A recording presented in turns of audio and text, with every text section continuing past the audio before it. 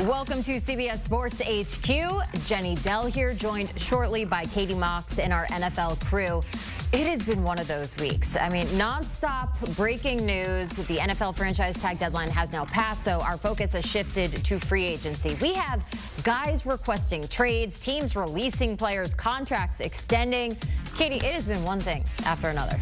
Jenny, it has, and we worked together yesterday, so we broke a lot of this news. But the free agency frenzy has been, well, a frenzy. And let's start here. DK Metcalf requested a trade. I know that's a tough pill to swallow for Seahawks fans. You got Dak Prescott, who reworked his contracts. There's a lot of mouths they got to feed in Dallas. You got Zach Bond, who re-signed. I know that a lot of people in Philadelphia are happy about that one. This one's a little sad for Kansas City. Joe Thuney has been traded, and then Joey Bosa has spent his entire career in San Diego, or now LA. He has been cut, but he does get injured a lot, and he is quite expensive. And then Max Crosby signed an extension worthy of the highest in the NFL for a non-quarterback. So that's where I'm going to take you right now. We look here. Here are the highest paid non-quarterbacks in NFL by average annual value. And who do we have here? Max Crosby at the top of the heap, $35.5 million, followed by Justin Jefferson at $35 million. Then we're looking at Nick Bosa, my 49er, $34 million as well. CeeDee Lamb, $34 million. And then right below them, we've got A.J. Brown at $32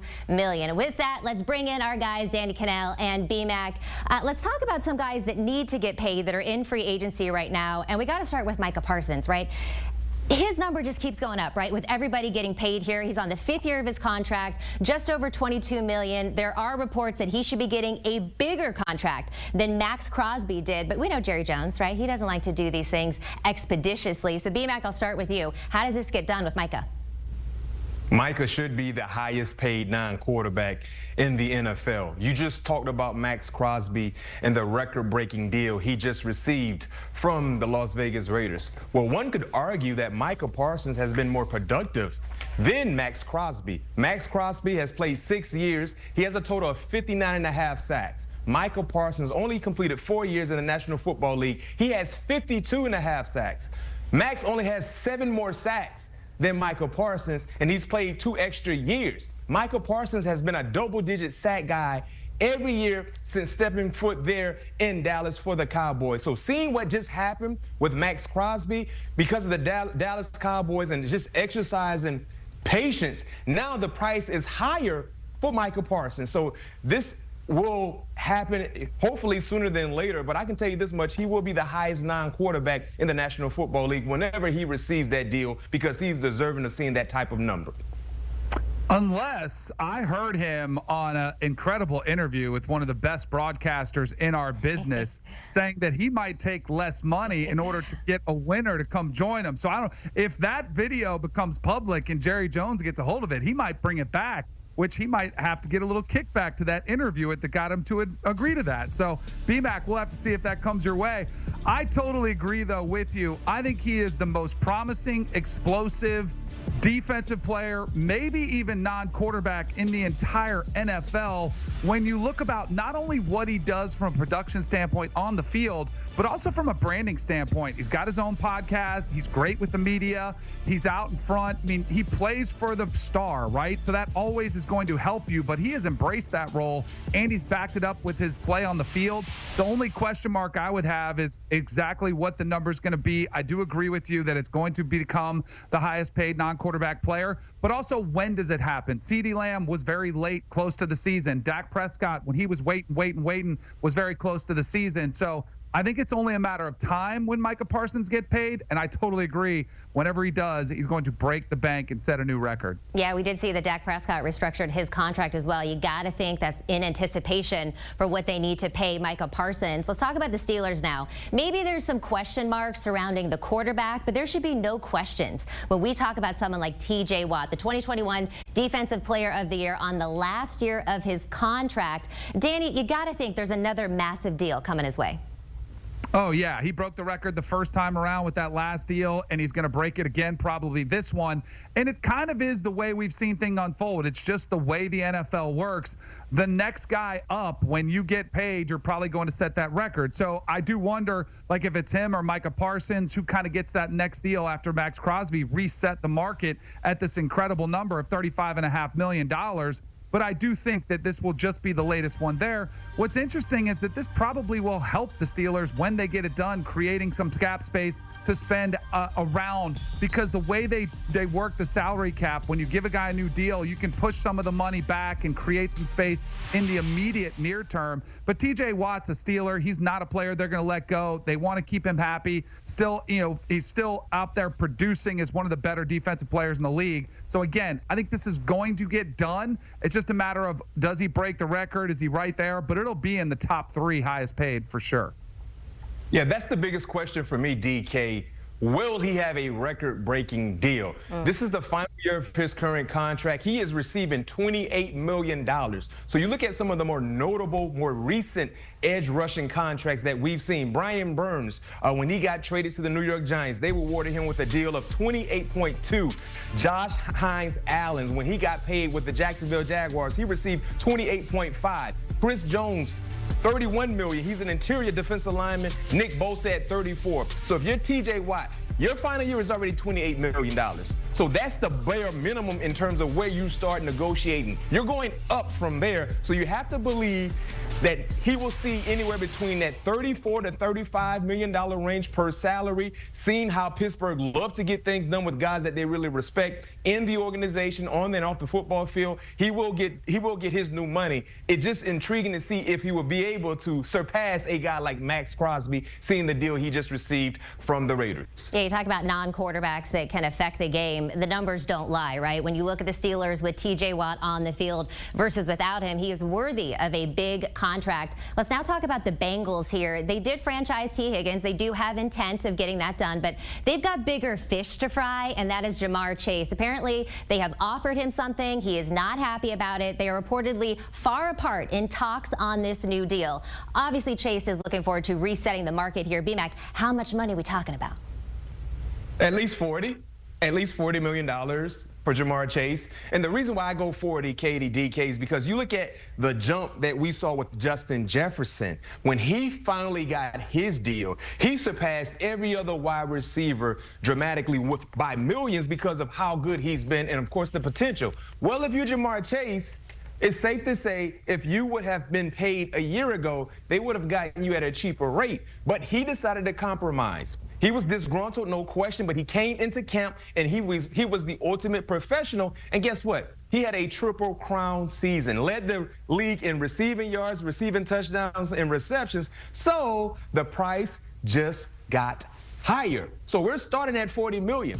Compensation over conversation. If you're not talking 40, we're not talking at all. And clearly, that's his mindset. Hearing that Katie just gave us the information, they're far apart in terms of finding a solid number to agree with.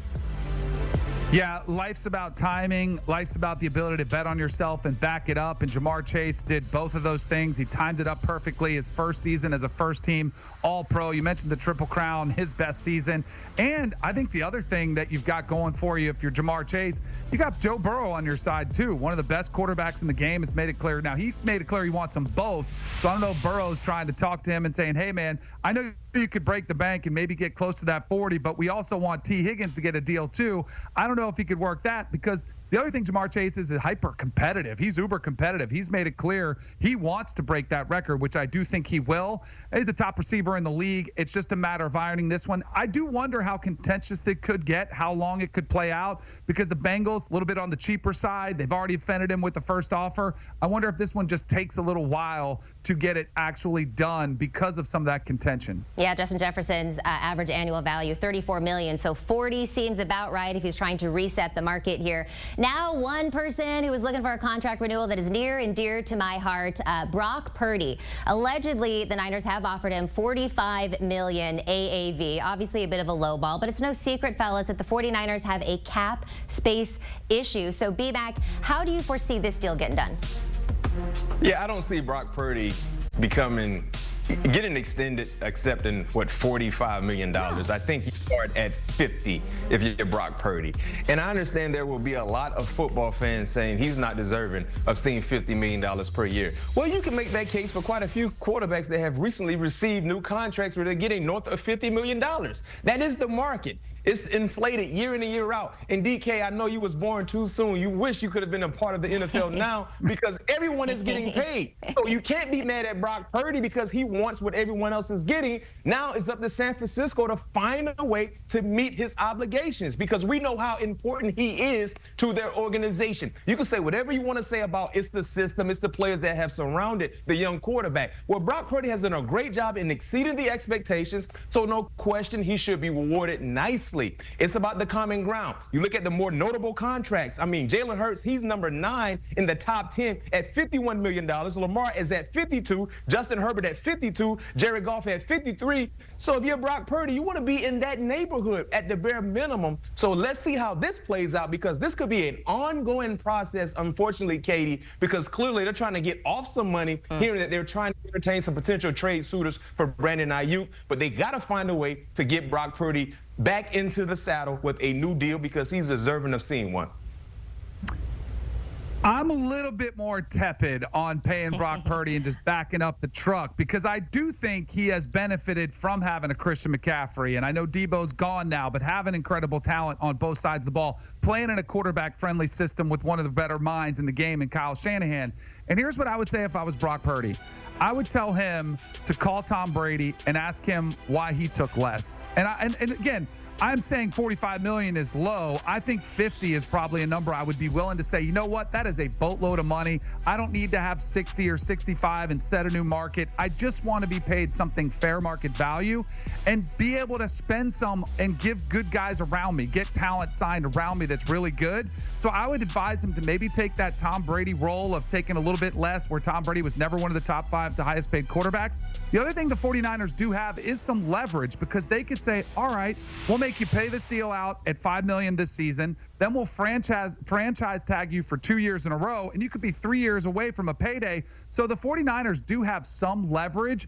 I just wonder if Brock Purdy and his agent and his people will come to the realization, say, you know what, let's get something done now that's fair, doesn't have to break the market, but sets me up for more long-term success so that the next contract is just as fruitful. Look, I don't know Brock Purdy personally, but from what we've seen of him, he seems like a fair market value type of guy. He's not trying to reset the market. He's going to do what's best for the team. So make it happen, John Lynch, on behalf of the faithful. But fellas, let's head to Buffalo now. We did see the James Cook tweet out, "I love you, Buffalo," in response to the Saquon Barkley news. And while he's not Saquon Barkley, only Jahmyr Gibbs had more total touchdowns last season than James Cook did. So, B-Mac, what are we looking at here in terms of value?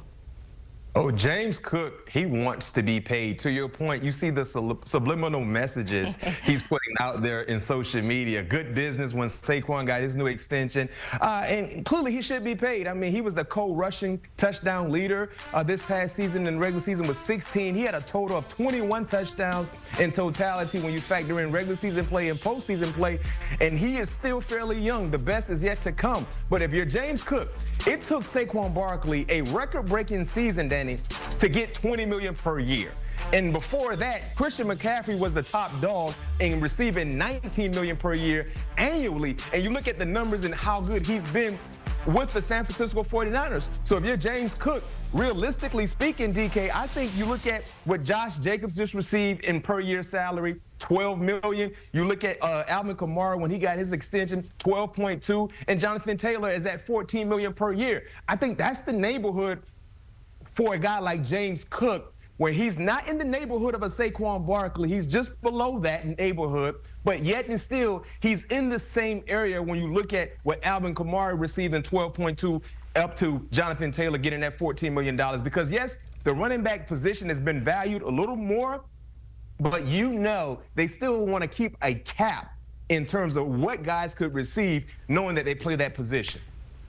Yeah, I still think the running back market is not one of the hotter ones out there, right? Remember a couple years ago, they were having meetings, they were getting a little bit desperate, and it's gotten better since then. But you don't want to play your hands too strong, right? And overplay them and ruin potentially a great situation where you're on a perennial contender. You've got a good quarterback, which helps you, get great, box counts to get better run box counts. So I like that from his perspective. But you know what I would do if I was the Bills? I'd have Pete Prisco handle the negotiations. That's something that James Cook would not want to do. But I agree with that. I would say like 14 to 15 million is probably the realistic, not the 20, because I agree with you. Saquon Barkley, Christian McCaffrey, there's only a couple running backs in the league that really are in the MVP conversation or have ever been in that conversation. So I would think they probably come and settle in that $14 to $15 million a year range. All right, well, I'm going to go ahead and talk to the talent team. We're going to get max contracts for these two, Danny Kanell and Bryant McFadden. Thank you so much for your time. Appreciate you. Let's take a look at some upcoming NFL dates, March 10th through the 12th is the negotiation period, and then free agency begins March 12th at 4 Eastern. Then we're looking at restricted free agent deadline on April 18th, and then, oh, baby, the NFL draft is April 24th through 26th. After the break, we're going to college football. Spring games right around the corner. We got new quarterbacks getting opportunities. We're going to break it all down next with Danny Kanell.